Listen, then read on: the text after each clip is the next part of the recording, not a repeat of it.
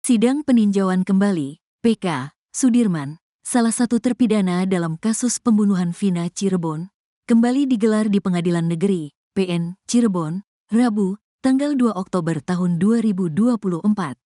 Sidang yang sudah memasuki hari kedua ini dimulai pukul 10.30 waktu Indonesia Barat dan dipimpin oleh Ketua Majelis Hakim, Ari Ferdian, didampingi dua hakim anggota, Rizka Yunia dan Galuh Rahma Esti. Pantauan di lokasi, Sudirman tiba di PN Cirebon pada pukul 9.15 waktu Indonesia Barat, menggunakan mobil minibus lapas, berbeda dari 6 terpidana lainnya yang sebelumnya diangkut menggunakan bus. Keluarga Sudirman, termasuk kakak kandungnya Beni, ayahnya, serta adiknya, juga tampak hadir di ruang sidang dengan wajah cemas menantikan kelanjutan proses hukum ini.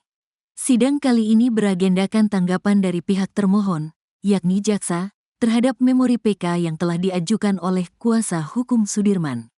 Pada sidang sebelumnya, tim kuasa hukum telah membacakan memori PK yang memuat novum atau bukti baru, serta dugaan kekhilafan hakim dalam memutus kasus ini. Jutek Bongso, kuasa hukum Sudirman, menegaskan bahwa kliennya memiliki alibi yang berbeda dengan terpidana lainnya. Pada sidang sebelumnya, kami telah memaparkan novum serta kekeliruan hakim yang bertentangan dengan pasal 263 KUHP. Sudirman memang terlibat dalam rangkaian peristiwa yang sama, tetapi alibinya berbeda, ujar Jutek, Rabu, tanggal 2 Oktober tahun 2024. Menurutnya, perbedaan utama terletak pada lokasi Sudirman pada malam kejadian. Jika 6 terpidana lainnya berada di warung Bu Nining pada malam tanggal 27 Agustus tahun 2016, Sudirman diklaim memiliki alibi lain, yang akan diperkuat oleh beberapa saksi. Kami akan menghadirkan 4 hingga 5 saksi yang melihat Sudirman di lokasi berbeda pada malam kejadian.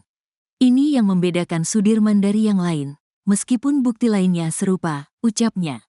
Selain itu, tim kuasa hukum juga berencana mengungkap fakta terkait klaim Sudirman yang menyatakan dirinya tidak mengalami kekerasan selama penahanan.